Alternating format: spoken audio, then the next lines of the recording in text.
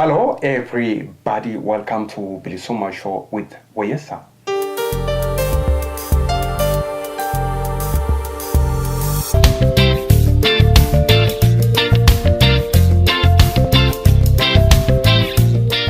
Did you notice that Oromo Medias here in the diaspora, some of Oromo Medias, remember not all of them, some of Oromo Medias protect OPDO members?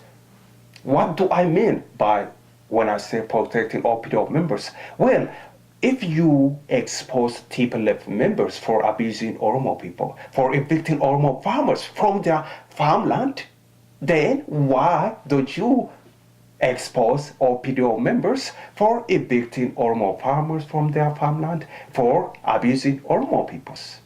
Why?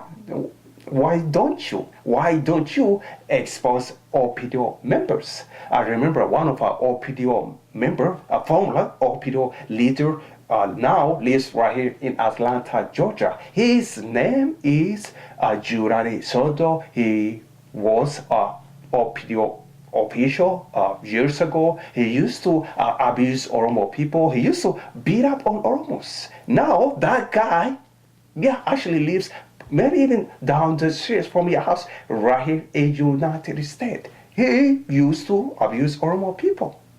And he used to be OPDO official.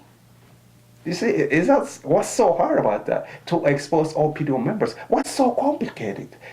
And of course, unless maybe you have been going home and buying land from OPDO.